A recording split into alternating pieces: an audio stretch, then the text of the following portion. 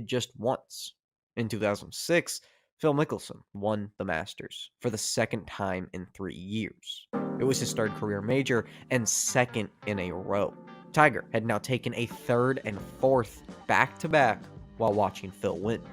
The tide was turning. With a chip on his wing and his foot on the gas, Lefty was ready to take the world #1 spot on paper and in the minds of golf fans. The 2006 US Open was at Winged Foot.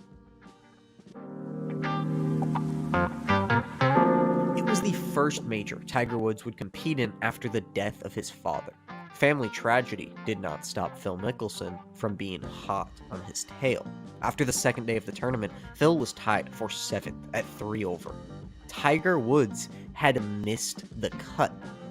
That is not a normal sentence. It was the first time in his professional career that he had missed a cut at a major. Over a decade of dominance, with its first break in large part because of the recent death of his father. Not only could Phil get his three-peat, but he would do it while Tiger faded harder than he ever had in his career so far. This was the chance, possibly the only one ever, to bunny hop a Tiger in the woods. We can skip to what matters. Phil had a great day 3, jumped into a tie for the lead, plenty good position. Time to play. Miss Underwood has claimed that after waiting all day, it generally is Sunday night.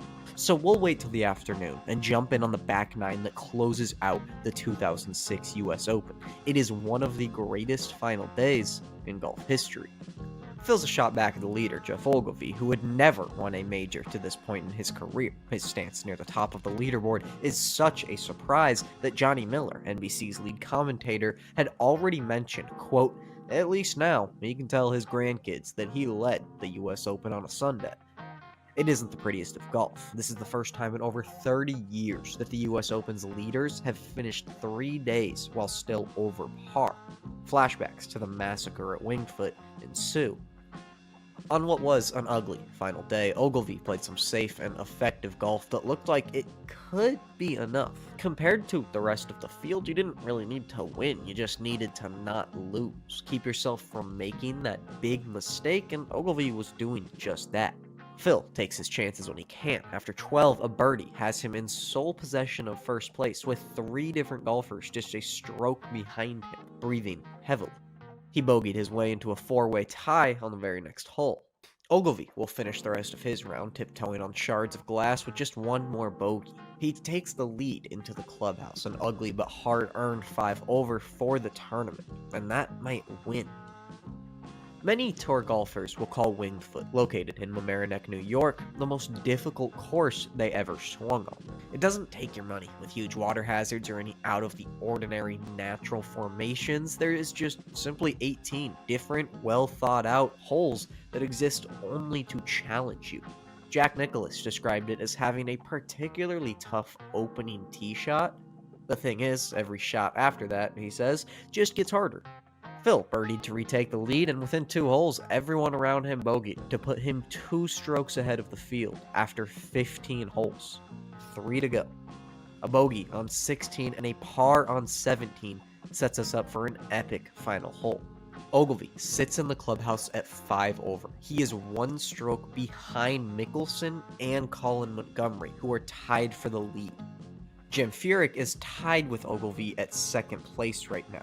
Furyk is in a tough spot. He needs a birdie to tie for the lead. However, Mickelson and Montgomery, a birdie wins the tournament for either. A par wins the tournament for either. A bogey would suck, but it would still force a playoff with Ogilvy. It is Mickelson, Montgomery, and everyone else right now.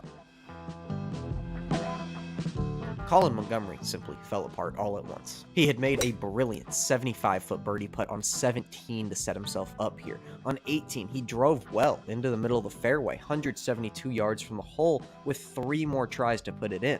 He waited and waited, giving himself all the required time to overthink the hell out of it, and took his 7-iron short into deep rough, leaving a tough chip shot. He sloppily put it on the green, where he then 3-putted for double bogey. But at the time, no one really knew how important this collapse was or would be, because Phil Mickelson was teeing off on 18 right now and probably going to win the tournament. If Colin Montgomery fell apart out of the blue, then Phil had slowly and carefully winded up his career-defining collapse. His drive on 17 was garbage. That's not conjecture. It landed so far off the fairway that it took refuge in a trash can. He somehow fought for a par out of that, as he had all day. Phil hit an almost impressive 2 out of 17 fairways so far on Sunday. He just kept saving his own ass. Teeing off on 18, his drive was once again garbage. That one was conjecture. It hit a hospitality tent this time and landed in the grass that had been walked on and stomped all day. The lie was terrible, and still, with a 2 out of now 18 fairway ratio on the day, he could par and win the US Open on one of the world's toughest courses outright. His decision to tee with a driver will be chastised for decades to come. The decision he is about to make will be even more infamous.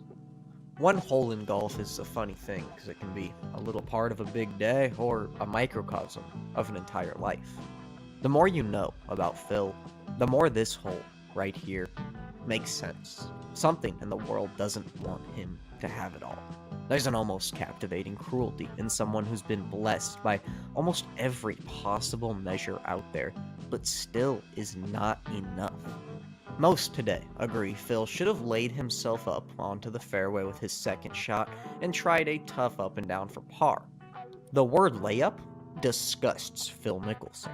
The greatest showman needs to be seen. Did these fine folks of New York pay to watch him play golf so he could lay up his way to a third consecutive major? He went 3-iron, attempting to cut the ball in a way that would almost bend space and time if successful. There were trees, but Phil could simply go over, around, through those. About 75 yards into its path, the ball solidly nailed a tree trunk. Head-on, deflected, and started coming back towards Phil. When it sat still, Phil had moved the ball a net total of about 30 yards. There was little decision to be had anymore. Phil had to go over the tree to put himself on the green and try to even save a playoff if he could. He was unable to get it on the green. He faced an unlikely chip in for par. Holing this was the only way he could get his trophy without a playoff. Going up and down would still tie him with Ogilvy and let him start a fresh hole. He needed way too much distance to pull out the coveted flop shot. Phil sent it smoking through the green. It didn't slow down at the flag, and the little white ball disappeared into the rough on the edge of the green. A double bogey on 18 to lose by a stroke. Ball game. Phil Mickelson chokes away the US Open.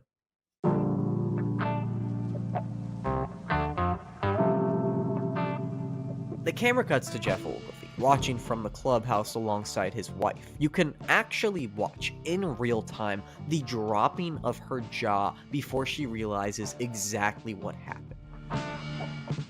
If Phil choking was a flood, the levee had already been destroyed and it was leaking through. One more little wave may have been enough to break the dam. The 18th hole at Winged Foot Golf Club was just a tsunami that hit a man who was vulnerable to a gust of wind. He should not have been in the spot he was after 71 holes. He could have been just the third man to ever win 3 majors in a row. He would have been 3/4 of the way to his own version of the Grand Slam, a feat that was already being referred to as the potential Mickle Slam.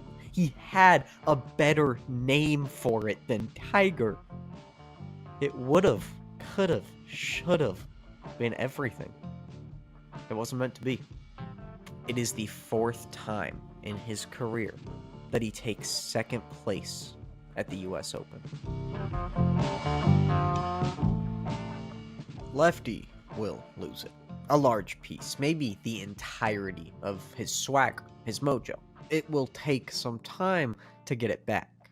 This is a turning point in a Phil Mickelson story, sure, but in a golf story. This changed the sport and what it is now, its history. He finishes twice outside of the top 15 to wrap up the majors of '06. The next year, he never cracks the top 20 in any of them, missing the cut in half. On the other side of things, Tiger Woods will attempt to bounce back from missing his first ever major cut. He will do so. From the end of the 2006 US Open through the first half of 2008, where Phil didn't do anything new, Tiger would play in all 8 majors. His results were a 12th place finish and 3 runner-ups. The other 4 were wins. Both the most respectful and accurate way to go about things at this point would have been to put Tiger at first in the world, give Phil 3rd place, and leave 2nd open. No one is close enough to deserve it. The 2006 US Open was a turning point. The next real good outing Phil had in a major came, 2009. Oh boy. At the US Open.